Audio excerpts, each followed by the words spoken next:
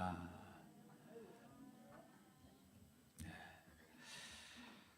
자, 지금 이 다윗이 마하나임 성읍에 구사일생으로 피신했습니다. 많은 사람들의 도움이 있었죠. 그럼 생각나는 분들 있어요?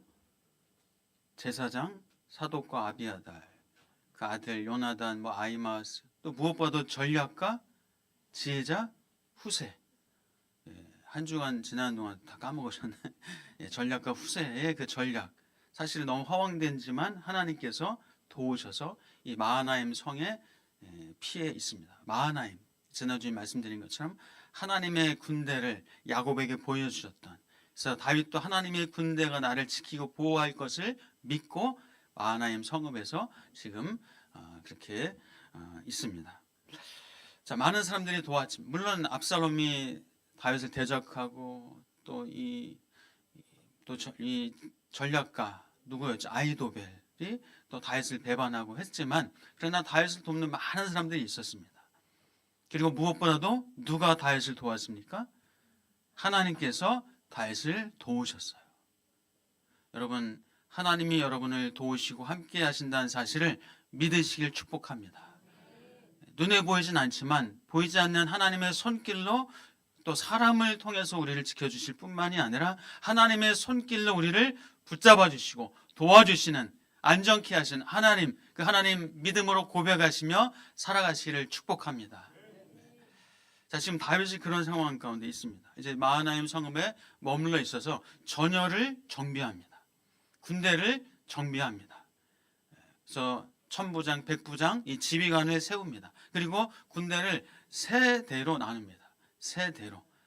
자, 장수들을 세웁니다. 요압을 세우고, 요압의 동생 아비새를 세우고, 또 이방인이지만 어디죠? 가드 사람, 블레셋 사람 이때를 또 지휘관으로 세웁니다. 이렇게 세 대로 세우게 됩니다. 그러면서 다윗이 하기를, 나도 너희들과 함께 전장터에 나가겠다, 나도 싸우러 나가겠다 하니까 백성들이 만류합니다. 안 됩니다. 왕은 목숨이 하나밖에 없. 다들 목숨이 하나지만은 왕은 우리의 10,000명보다 더한 분입니다. 왕은 우리보다 더 귀중한 분이기 때문에 왕이 나가셔서 혹시라도 목숨을 잃게 되면 우리는 끝장입니다. 사실 아히도벨의 전략이 그거였잖아요. 다윗을 그냥 죽이는 것. 사실 이 적의 적장만, 다윗만 죽이면 사실 끝나는 전쟁인데, 이 아히도벨의 전략을 하나님께서 어리석게 만들어 버리셨잖아요. 어쨌든 지금 다윗이 전쟁터에 나가겠다고 하지만 다윗의 사람들이 만류하면서 다윗은 성읍에 머물게 됩니다. 자, 그리고 이제 이 다윗이 군대를 세우고 군대를 보내고 하면서 이 군대에게 또 지휘관에게 당부를 합니다. 신신당부의 말을 해요. 자, 어떤 말인지 여러분 아세요? 자, 어떤 당부를 했을까요? 말씀 정확하게 말씀하셨어요. 한번 우리 성경을 보겠습니다. 자, 5절. 다윗이 출정하는 이 대장들 또 장수들에게 어떤 특별한 명령을 내렸나? 자, 5절 같이 읽어보겠습니다. 시작. 왕이 요압과 아비새와 이때에게 명령하여 이르되, 나를 위하여 젊은 압살롬을 너그러이 대우하라 하니, 왕이 압살롬을 위하여 모든 군 지휘관에게 명령할 때에 백성들이 다 들으니라.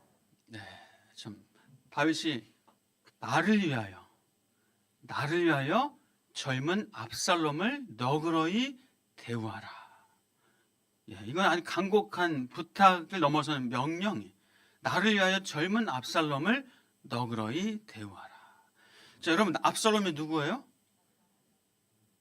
압살롬이 지금 어떤 녀석이에요? 어떤 놈이에요? 지금 이스라엘 다윗을 대적한, 그래서 지금 압살롬 때문에 이런 지금 전쟁이 있는 거잖아요. 압살롬 때문에 지금 모든 이스라엘 사람들이 내전에 휩싸이고, 이 지금 다윗의 군대도 궁전에서 쫓겨나오고 피신해 있고, 이런 어려운 상황을 몰아갔던 자가 바로 압살롬이잖아요. 그래서 압살롬을 사실 죽여야, 압살롬을 끝장내야 이 전쟁이 끝나는 거예요. 근데 다윗은 뭐라 그래요? 나를 위하여. 젊은 압살롬을 너그러이 대해줘라. 자, 물론 압살롬은 이스라엘 내전을 일으키고 다윗을 향해서 대적했던 쿠데타를 일으킨 장본이지만 또한 압살롬은 누굽니까? 다윗의 아들이에요. 다윗의 아들. 다윗은 나를 위해서, 나를 봐서라도 내 아들 압살롬, 이 젊은 압살롬인데, 젊은이라고 번역했는데 사실은 어린 압살롬. 다윗은 여전히 이 압살롬은 아주 그냥 아이처럼 그렇게 여기고 있는 거예요. 내 젊은 어린 압살롬을 좀 너그럽게 대우해줘라 라고 다윗은 신신당부를 하게 됩니다. 자, 이 명령은 장수들만이 아니라 병사들이 다, 백성들이 다 들었어요. 그럼 자, 사기가 올라가는 얘기예요. 사기를 꺾는 얘기예요. 사기를 꺾는 얘기예요. 압살롬 때문에 지금 전쟁이 벌어졌고 압살롬을 잡아 죽여야 지금 전쟁이 끝나는데 압살롬을 너그러이 대우해달라니 살려달라는 거잖아요, 결국은. 그럼 누가 죽어야 돼요? 그럼 우리가 죽어야 돼요. 다윗의 군사들이 죽어야 돼요. 압살롬 너그러이 대우해 주다가. 이거는 얼마나 참 왕으로서 한 나라의 지금 지도자로서 사실은 백성들의 사기를 꺾는 얘기다라고 할 수가 있습니다. 자, 어쨌든 지금 이제 명령을 받고 나아갑니다. 나아가서 이 에브라임 수풀에서 큰 전투가 벌어집니다. 이 전투에서 큰 승리를 이기게 됩니다. 큰 승리를 벌여요. 자, 우리 7절, 8절. 자, 7절과 8절 읽습니다. 시작. 거기서 이스라엘 백성이 다윗의 부하들에게 패하매 그날 그곳에서 전사자가 많아 2만 명에 이르렀고 그 땅에서 사면으로 퍼져 싸웠으므로 그날의 수풀에서 죽은 자가 칼에 죽은 자보다 많았더라. 아멘. 자, 7절 보니까 이스라엘 백성이, 여기서 이스라엘 백성은 압살롬 지금 군대예요. 압살롬 편이에요. 이스라엘 백성이 다윗의 부하들에게 패했습니다. 패하게 됩니다. 무려 그날 전사자가 2만 명에 이르렀다. 2만 명이면 한 지파의 병사 이상이에요. 그러니까 큰 패배를 지금 압살롬의 군대가 당하게 됩니다. 자, 그런데 참 이상한 것이 그날의 수풀에서 죽은 자가 칼에 죽은 자보다 많았더라. 수풀에서 죽은 자가 칼에 죽은 자보다 더 많았대요. 아니, 수풀이 어떻길래? 수풀에 뭐 무슨 뭐라도 좀 숨겨져 있나요? 수풀에 뭐 어떤 폭탄이라도 숨겨져 있나요? 수풀에서 죽은 자가 칼에 죽은 자보다 많았대요. 수풀에 어떤 큰 웅덩이라도 있는지, 수풀에 어떤 사람을 잡아 죽이는 덫이라도 있었는지. 어쨌든 내용은 자세하게 언급은 안 되어 있지만 수풀에서 죽은 자가 칼에 죽은 자보다 더 많았대요. 자, 이 얘기는 무슨 말일까요? 이 얘기는 하나님께서 친히 개입하셔서 저 압살롬의 군대를 패하게 하셨다. 그 얘기예요. 하나님이 개입하셔서 압살롬 군대를 그렇게 2만 명이나 죽이셨다는 얘기예요. 자, 우리 성경에 보면요, 이런 일들이 좀 가끔 있는데, 여호수아 10장에 보면은, 여호수아 10장 보면 여호수아가 가나안 그 족속과의 싸움에서, 여호수아 10장 11절 보면요, 가나안 족속과의 싸움에서 하나님이 친히 하신 일이 있어요. 자, 한번 10장 11절 읽어볼까요? 시작. 그들이 이스라엘 앞에서 도망하여 벳호론의 비탈에서 내려갈 때에 여호와께서 하늘에서 큰 우박 덩이를 아세가에 이르기까지 내리심에 그들이 죽었으니 이스라엘 자손의 칼에 죽은 자보다 우박에 죽은 자가 더 많았더라. 아멘. 자, 이스라엘 자손의 칼에 죽은 자보다 이번에는 어떻게 죽은 자가요?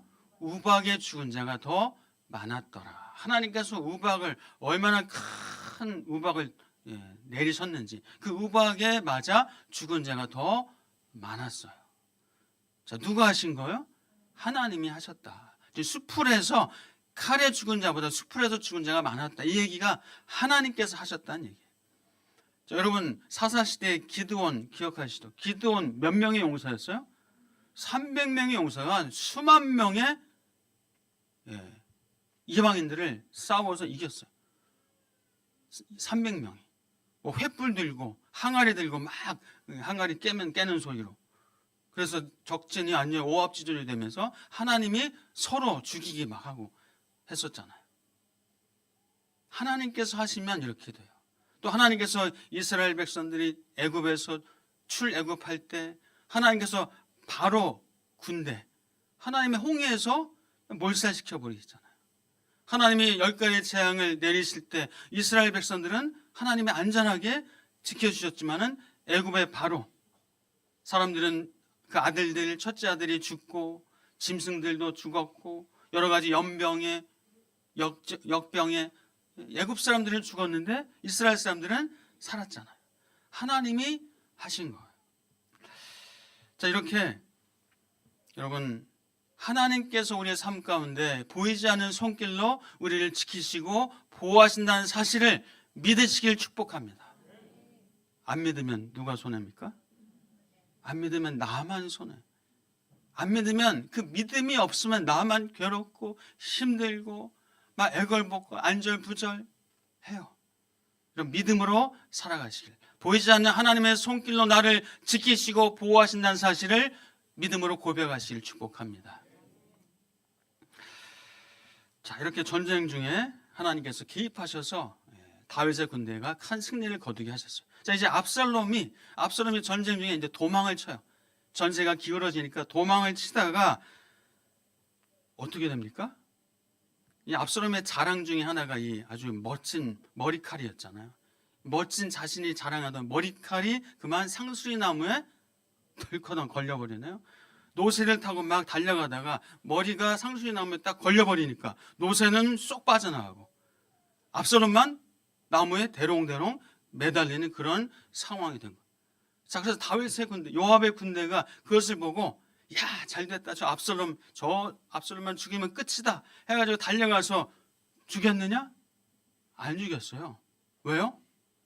차마 왕의 아들을 죽일 수 없어요. 또 다윗의 말을 기억하잖아요. 나를 위하여 젊은 압살롬을 너그러이 대우해달라. 다윗의 말을 분명히 아니까 요압의 군대 병사가 차마 죽이지 못한 거예요. 그리고 요압에게 보고합니다. 지금 압살롬이 이런 상황입니다. 왜 안 죽였느냐? 왜 죽이지 않았느냐? 차마 전 죽일 수 없습니다. 하니까 요압이 이제 가서 직접 요압이 가서 이 나무에 매달려 있는 압살롬을 칼로 찌릅니다. 그리고 요압의 군대 10명이 달려들어서 찔러서 요압을 죽입니다. 그 숲에 깊은 웅덩이, 숲에 그 큰 웅덩이들이 있었나 봐요. 거기에서 이스라엘 군대들이 많이 빠져 죽었던 거예요. 큰 웅덩이에 집어 던지고 돌무더기를 쌓아 버립니다. 자, 이렇게 반란군은 압살롬의 죽음으로 말미암아 끝이 난 거예요. 대장이 죽었으니까 끝난 거예요. 그래서 이스라엘 군대는 다 흩어집니다. 집으로 돌아갑니다. 그래서 전쟁은 끝이 납니다. 자, 이제 전쟁이 끝났으니까 이 소식을, 이 승전보를, 이 기쁨의 소식을 이제 누구에게 전해야 됩니까? 다윗 왕에게 전해야 되잖아요. 지금 마하나임 성읍에 있는 다윗에게 전해야 되잖아요. 그래서 누가요? 아히마아스가 제가 왕에게 전하겠습니다. 이 승전보를, 이 기쁨의 소식을 제가 전하겠습니다 해서 막 달려가고 싶어요. 그런데 요압이 어떻게 했을까요? 요압 장군이 말립니다. 네가 지금 그 소식을 전할 날이 아니다. 네가 전할 것이 아니다. 왜요? 자, 지금 전쟁에서 승리했다는 얘기는 결국 누가 죽었다는 얘기예요? 압살롬이 죽었다는 얘기잖아요. 그러면 지금 승전보를 전하는 동시에 누구의 죽음을 전해야 돼요? 다윗의 아들 압살롬의 죽음을 전해야 되는 거예요. 그러니까 요압은 알아요. 지금 다윗에게 그 얘기를 했다가는 안 된다는 것을 요압 장군은 알아요. 그러나 아히마아스는 이 승전의 소식을 빨리 전해야 된다는 그 마음에 그냥 본인이 달려가겠다고. 요압이 만류하고 제가 가겠습니다. 안 된다. 가겠습니다. 안 된다. 가겠습니다. 안 된다. 하다가 이제 이방 사람을 보내요. 구스 사람, 그러니까 아프리카 쪽의 사람, 구스 사람을 이제 전령으로 다윗 왕에게 보내게 됩니다. 자, 그래서 이 구스 사람이 전령으로 갔어요. 자, 이때 아히마아스가 저도 가겠습니다. 저도 이 소식을 왕에게 알려야 되겠습니다 해서 또 나중에 또 보내달라고 하니까 요압이 뭐 어쩔 수 없이 그래 가라. 그래도 첫 번째 구스 사람이 갔으니까 가게 허락을 합니다. 자, 그런데 이 아히마스가 달리기를 잘했나 봐요. 달리기를 잘해서 이 구스 사람보다 더 빨리 다윗 왕에게 도착을 했어요. 왕이시여, 지금 왕을 대적하던 자들을 하나님이 다 넘겨주셨습니다. 하나님을 찬양합니다. 자, 지금 승전보를 들은 다윗이 그러면 어떻게 반응을 하는 게 맞죠? 와, 우리가 이겼다고? 야, 수고했다. 너무 애썼다. 잘했다. 이렇게 해야 되잖아요. 그리고 우리의 병사들은 혹시 어떻게 됐느냐? 우리 병사들 전사자들이 몇 명이나 났느냐? 부상자들은 어떠냐? 뭐 이렇게 나와야 되지 않아요? 그죠? 자, 그런데 다윗은 그렇게 반응을 안 했어요. 다윗이 어떻게 반응했을까요? 자, 한번 보겠습니다. 29절, 오늘 본문 29절을 같이 보겠습니다. 네, 시작. 왕이 이르되 젊은 압살롬은 잘 있느냐 하니라. 아히마아스가 대답하되 요압이 왕의 종 나를 보낼 때에 크게 소동하는 것을 보았사오나 무슨 일인지 알지 못하였나이다 하니. 네, 왕이 애썼다, 수고했다 말도 없어요. 우리 병사는 어떠냐? 그런 질문도 없어요. 그냥 다짜고짜 뭐라 그래요? 젊은 압살롬은 잘 있느냐? 젊은 압살롬은 잘 있느냐? 아니, 이게 왕이 할 말이에요? 나라의 왕이, 리더가 지금 할 얘기가 이런 얘기입니까? 아무리 아들이 소중해도 이렇게 하면 안 되잖아요. 병사들은 어떻게 하라고? 전쟁터에서 목숨을 걸고 싸운 병사들은 어떻게 하라고? 이렇게 물어봐요. 그러니까 아히마스가 뭐라고요? 차마 얘기를 못하는 거예요. 무슨 일이 있었는지 알지 못합니다. 아히마스가 알아요, 몰라요? 알지만 차마 자기 입으로 압살롬의 죽음을 얘기를 못하는 거예요. 무슨 소란이 있었는데, 소동이 있긴 했었는데 무슨 일인지 알지 못합니다. 자, 그때 이제 또 누가 달려왔을까요? 구스 사람이 달려와요. 먼저 출발했던 그 구스 사람이 이제서야 달려와서 얘기합니다. 왕이시여, 왕을 대적하던 자들이 이제 우리가 다 그들을 무찔렀습니다. 왕의 원수를 갚으셨습니다. 라고 보고합니다. 그 말에 다윗은 또 어떻게 해요? 31절입니다. 31절 시작. 구스삼이 이르러 말하되 내 주 왕께 아랠 소식이 있나이다. 여호와께서 오늘 왕을 대적하던 모든 원수를 갚으셨나이다 하니. 아니, 32절요? 왕이 구스 사람에게 묻되 젊은 압살롬은 잘 있느냐? 구스 사람이 대답하되 내 주 왕의 원수와 일어나서 왕을 대적하는 자들은 다 그 청년과 같이 되기를 원하나이다 하니. 왕은 구스 사람에게도 역시 동일하게 물어봐요. 젊은 압살롬은 잘 있느냐? 병사들의 목숨은 생각도 안 하고, 애쓰고 수고한 목숨 걸고 싸운 그 사람들은 생각도 안 하고 내 아들 젊은 압살롬은 잘 있느냐? 라고 자신의 병사들의 안전을 여부를 묻는 것이 아니라 아들의 안전 여부를 지금 묻고 있어요. 자, 그러자 이 구스 사람이 뭐라고 합니까? 내 주 왕의 원수와 일어나서 왕을 대적하는 자들은 다 그 청년과 같이 되기를 원하나이다.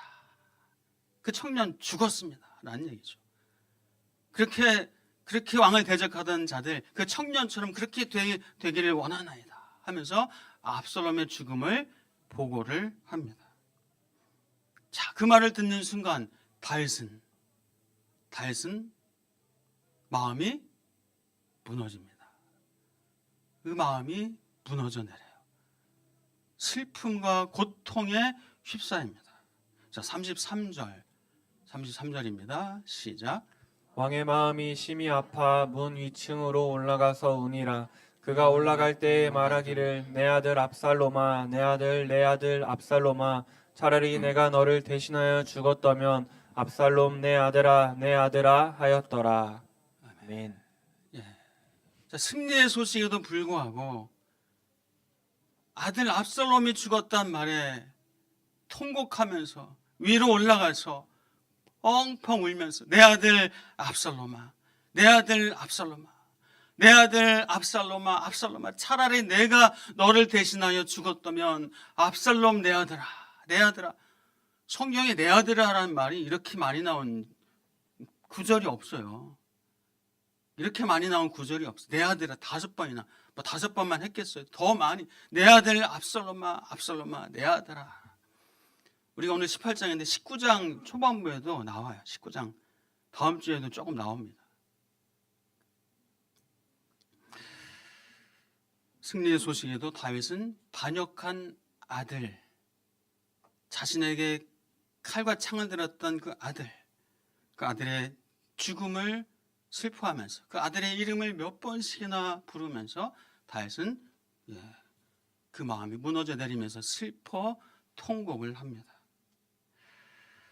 자, 전쟁이 시작되었을 때 다윗은 전쟁터에 병사들을 보내면서 나를 위해서, 나를 보아서라도 내 아들 압살롬을 좀 너그럽게 대우해 달라라고 요청했었던 다윗이에요.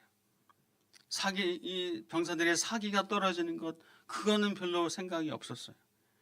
그냥 아들을 향한 마음이 그래요. 아들을 향한 그 마음, 전 그래서 이것이 뭐 부모의 마음이다 생각이 들어요. 다윗도 왕이지만, 다윗도 이스라엘의 왕이지만 그래도 아버지고 부모잖아요. 차라리 내가 대신해서 죽었더라면, 사실 이거 부모의 마음 아니에요, 여러분? 그죠? 아무리 그 아들이 악하고 뭔 별짓을 해도 그래도 아들이니까, 그래도 자식이니까, 자식이 안 되는 거 보면 가슴이 찢어지잖아요. 어쨌든 그럼에도 불구하고 다윗의 마음은 사실 많이 좀 치우쳐 있어요. 그래도 왕이잖아요. 한 나라의 왕이잖아요. 리더, 지도자잖아요. 공인이잖아요. 지금 나라의 미래와 운명, 병사들을 생각한다면 이 압살롬은 죽어 마땅해요. 사실 죽어야 전쟁이 끝나고 죽어야 평화가 옵니다. 죽어 마땅해. 자, 그렇지만 이 다윗의 마음은 좀 왜곡되어 있긴 해요. 좀 많이 치우쳐 있긴 해요. 자기 아들만 생각하는 마음이 분명히 있긴 합니다. 저는 그런데 이 본문을 통해서 좀 역설적이지만 이 하나님 아버지의 마음은 하나님 아버지의 마음을 좀 생각하게 됐어요. 하나님의 마음, 아버지로서의 하나님의 마음.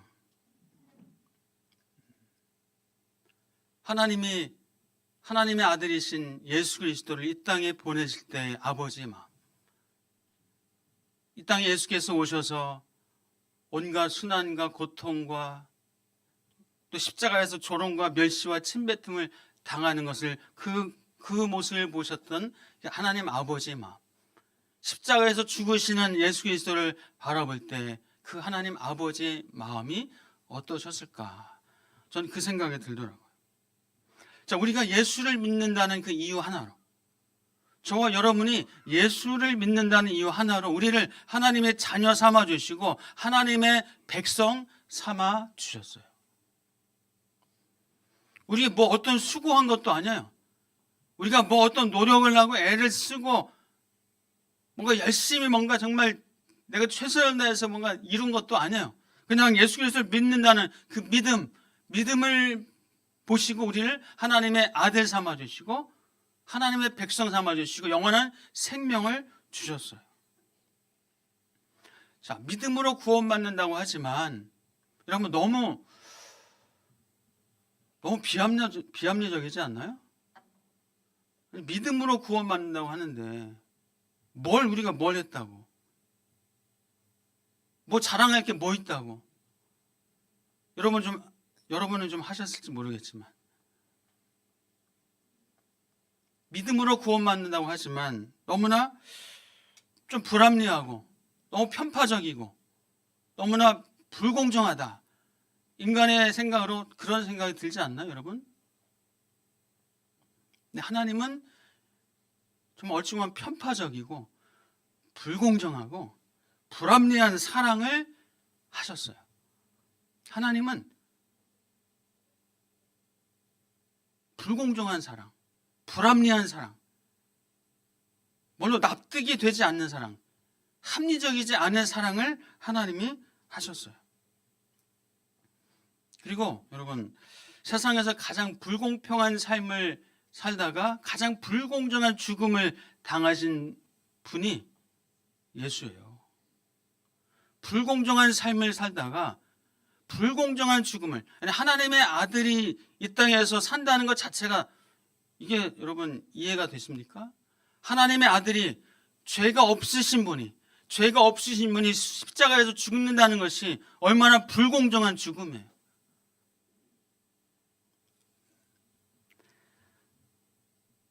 하나님의 아들 예수 그리스도의 이 땅에 오심, 죽으심은 우리에게는 은혜요 큰 영광이요 승리입니다. 그런데 하나님에게도 영광이고 승리지만 또 하나님에게는 말할 수 없는 동시에 큰 슬픔과 고통이 아니었을까. 아들을 바라보는 그 하나님 아버지의 마음이 얼마나 고통스럽고 슬픔과 애통이 있지 않으셨을까. 여러분 생각 어떠십니까? 자, 우리 한번 누가복음 23장 44절 45절 한번 볼까요? 여기서 하나님의 좀 마음을 살짝 엿볼 수 있는 것 같아요. 예수님께서 십자가에서 달리시는 현장, 죽음을 맞이하는 그 현장의 모습인데요. 자, 44절 한번 볼까요? 때가 제 6시쯤 돼요. 6시는 정오예요, 정오. 낮 12시. 6시쯤 돼요. 해가 빛을 잃고 온 땅에 어둠이 임했어요. 해가 빛을 잃었어요. 하나님께서 저는 눈을 감으신 것이 아닌가 생각해요. 그 예수 그리스도의 그 죽음의 현장을 차마 볼 수 없어서 눈을 감으시니 온 땅이 어둠이 임한 것이 아닌가. 제9시까지 계속됐어요. 45절 보니까요. 성소의 휘장이 한가운데가 찢어지더라. 성소의 휘장이 찢어짐으로 우리가 담대히 하나님의 은혜의 보좌 앞으로 나아갈 수 있는 그런 은혜를, 그런 특권을 얻게 됐어요. 그런데 이 성소의 휘장, 예수 그리스도의 찢어짐이에요. 예수 그리스도의 죽으심이에요. 그런데 이 찢어지는 이때 하나님의 마음이 얼마나 또 찢어지셨을까. 하나님이 얼마나 고통스러운 찢어지시는 아픔이 있으셨을까 라는 생각을 해보게 됩니다. 우리의 구원은 하나님의 이 무거운 고통과 침묵과 아픔, 가슴이 찢어지는 고통이 있었기에 우리를 살리는, 우리를 하나님의 자녀로 삼아주시는 그런 은혜와 영광이 있게 된 거예요. 자, 성경에는 사실 우리 사람의 어떤 합리적인 생각과는 다른, 사람들이 생각할 때 너무나 좀 불합리한 일들, 하나님의 마음으로 많이 표현돼요. 하나님의 마음이 너무 불합리한 것 같고 불공정한 것 같고 공평하지 못한 것 같이 느껴질 때가 꽤 있어요. 특히 여러분 탕자 이야기 아시죠? 탕자 이야기. 둘째 아들이 돌아가시지도 않는 아버지에게 상속 재산을 받아가지고 나가서 허랑방탕하게 마음껏 자기 그냥 정욕대로 욕심대로 다 써버리잖아요. 탕자 짓을 해버리잖아요. 그래서 이제 뭐 죽을 수도 없고 내가 아버지께로 돌아가자 해서 땡전 한 푼 없이 그렇게 돌아왔을 때 그래도 회개하고 돌아온 거예요. 돌아오니까 아버지가 어떻게 해요? 그 아들을 아들로 여기면서, 아들로 받아주면서 그를 씻기고 입히고 먹이고 금가락지를 끼워주면서 그 아들을 위해서 잔치를 벌이잖아요. 그러니까 그것을 지켜보던 누가? 큰아들이 아니 이거 말도 안 되는 일이 벌어진 거예요. 너무나 불합리해요. 불공정해요. 공평하지 못해요. 하나님이 우리를 그렇게 대하셨어요. 사실 우리는 죽어 마땅해요. 죽어도 우리는 뭐라고 할 수 있는, 항변할 수 있는 그 어떤 것도 없어요. 근데 우리를 살려주셨어요. 이거 얼마나 불합리한 일이에요. 얼마나 불공정한 일이에요. 믿는다고 믿음 때문에 우리를 하나님의 자녀 삼아 주셨다니. 또 성경에 보면요, 이 포도원 주인 이야기가 나옵니다. 포도원 주인. 포도원 주인이 품꾼들을 일을 할 수 있도록 모아요. 포도원에 가서 일할 수 있도록 아침 9시에 사람들을 모아서 농장 포도원으로 보냅니다. 거기서 열심히 일을 했겠죠. 그런데 또 12시에 또 나가보니까 사람들이 또 있어요. 그래서 그들도 이제 일할 원하는 사람들을 보내요. 자, 또 몇 시에 나가요? 또 오후 3시에 나가요. 3시에 나가니까 또 놀고 있는 사람들이 있길래 왜 놀고 있느냐? 일할 곳이 없어서. 그러면 가서 일해라 해서 또 일하러 보냅니다. 자, 품삯은 한 데나리온을 다 약속하고, 한 데나리온 약속하고, 하루 품삯이 한 데나리온 약속하고 보내요. 자, 또 이제 오후 5시. 5시는 이제 끝이에요. 6시면 딱 끝내고 품삯을 6시에 주니까 1시간 고작 5시에 나가보니까 또 있어요, 사람들이. 그래서 포도원으로 보냅니다. 자, 그리고 이제 6시가 돼서 품삯을 나눠주는 시간. 5시에 온 사람들한테 얼마를 줬어요? 한 데나리온. 3시에 온 사람한테도 한 데나리온. 그러니까 아침 일찍 온 사람들은 야, 저 사람들이 한 데나리온이니까 나는 이제 그래도 2개, 3개는 받겠다. 근데 약속은 몇 개였어요? 약속은 하나인데 나는 더 많이 받겠다 했는데 12시에 온 사람도 한 데나리온. 아침 일찍 온 사람도 한 데나리온 주니까 아니 왜 이렇게 불공정합니까? 공평하지 않습니다. 라고 막 대들잖아요. 자, 성경은 볼까요? 성경 마태복음 20장 13절에서 16절 같이 한번 읽어보겠습니다. 시작. 주인이 그 중에 한 사람에게 대답하여 이르되 친구여 내가 내게 잘못한 것이 없노라. 내가 나와 한 데나리온의 약속을 하지 아니하였느냐. 내 것이나 가지고 가라. 나중 이 사람에게 너와 같이 주는 것이 내 뜻이니라. 내 것을 가지고 내 뜻대로 할 것이 아니냐. 내가 선함으로 내가 악하게 보느냐. 이와 같이 나중된 자로서 먼저 되고 먼저 된 자로서 나중되리라. 아멘. 이것이 하나님 아버지의 마음이에요. 사람의 눈으로 볼 때는 불공정하고 공평하지 못하고 불합리하고 이것이 하나님의 마음이에요. 이 하나님의 마음, 은혜 때문에 우리가 지금 살아있는 거예요. 하나님이 야곱은 사랑하시고 에서는 미워하셨다. 왜 그랬을까요? 궁금하지 않으세요? 궁금하죠. 저도 답은 몰라요. 저도 천국 가서 한번 여쭤보고 싶어요. 하나님 왜 그러셨어요? 하나님 왜 야곱은 사랑하시고 왜 에서는 미워하셨어요? 내가 너를 사랑했다. 내가 너를 사랑하지 않았느냐. 하나님 그렇게 말씀하실 것 같아요. 하나님이 사랑했기 때문에 우리가 하나님을 만났고 하나님의 아버지를 고백할 수 있는 거예요. 토기장의 비유도 있잖아요. 토기장의 비유. 토기장이가 진흙 한 덩이로 귀 있을 그릇, 천 있을 그릇 만들지만은 그것이 중요한 것이 아니라 하나님께 쓰임받는 그 그릇이 귀중하고 토기장이가 본인이 원하는 대로 만드는 것. 그것은 토기장이의 뜻이다. 그것이 하나님 아버지의 마음이고 뜻인 거예요. 자, 오늘 본문에 다윗이 죽은 압살롬의 이름을 부르면서 내 아들 압살롬아, 내 아들 압살롬아, 내 아들아, 내 아들아, 아들의 이름을 몇 차례 부르면서 절규를 했어요. 사무엘하 19장에서도 그 내용이 나와요. 그래서 요압이 안 되겠다 싶어서 이제 다윗의 마음을 좀 추스리면서 그래도 왕이시여, 이제 이 나라를 다스리셔야죠 하면서 이제 좀 다윗이 다시 돌아오긴 합니다. 하나님은 우리를 향해서 그런 불공정하고 불합리하고 편파적인 사랑을 우리에게 베풀어 주셨어요. 그 사랑 때문에 우리가 하나님을 만났고 하나님을 예배할 수 있는 거예요. 물론 다윗의 사랑은 인간적인 부분이 왜곡된 부분이 있죠.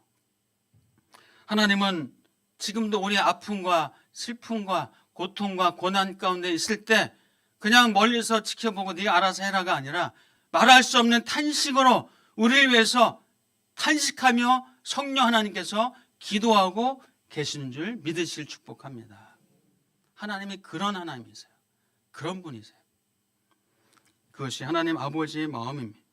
다윗이 고통받고 백성들이 괴로움을 당한 것은 물론 압살롬의 반역 때문입니다. 압살롬의 죽음 너무나 마땅한 거예요. 당연한 결과예요. 그렇지만 아버지 다윗은 이 압살롬의 죽음 앞에서 처절하게 절규를 합니다. 너무 어처구니 없어요. 이해할 수 없어요. 받아들이기 어려워요. 어쨌든 그것이 불편하지만 아버지의 마음이에요. 압살롬은 회개하지 않고 죽었어요. 우리는 하나님의 사랑과 예수님의 은혜 덕분에 하나님의 자녀가 되었고 하나님의 백성으로 영원한 생명을 얻게 되었습니다. 하나님께서는 우리를 죄악된 옛사람으로 보지 않으신다는 거예요. 우리를 새 사람으로 보시고 예수 그리스도를 덮어서 우리를 보신다는 사실을 여러분 믿음으로 고백하실 축복합니다. 하나님은 우리를 예수 그리스도를 덮어서 보세요. 그래서 우리를 의인으로 여겨주시는 거예요. 죄가 있지만, 죄성이 있지만 예수 그리스도의 옷으로, 예수 그리스도로 덮어서 우리를 바라보시기 때문에 우리를 의인으로 여겨주시는 거예요. 그래서 우리는 누구로 덮여 있습니까? 예수로 덮여 있습니다. 우리는 예수로 덮여 있어요. 우리는 예수로 덮여 있는 의인입니다. 우리 같이 한번 고백할까요? 나는 예수로 덮여 있습니다. 나는 예수로 덮여 있는 의인입니다. 옆에 분에게 예수 그리스도로 덮여 계십니다. 아멘. 기도하겠습니다. 하나님 감사합니다. 하나님, 인간적으로 볼 때 참 불공정하고 불합리하고 편파적이고 이해가 안 되는, 그러나 하나님께서 우리를 그렇게 사랑하셨습니다. 예수 그리스도를 믿는 믿음으로 우리를 하나님의 자녀 삼아주시고 영원한 생명을 주시고 이 놀라운 은혜의 보좌 앞으로 나아갈 수 있는 특권을 주시니 감사합니다. 그 은혜를 감사하고 기뻐하고 노래하고 찬양하며 살게 하여 주시옵소서. 주 예수가 나의 산 소망이라고 고백하며 찬양하며 살게 하여 주시옵소서. 우리 사랑하는 성도들 날마다 하나님 기뻐하며 하나님을 노래하며 하나님의 사랑을 말하며 그 사랑 안에 거하며 살아가는 복이 있게 하여 주시옵소서. 예수 그리스도 이름으로 기도하옵나이다.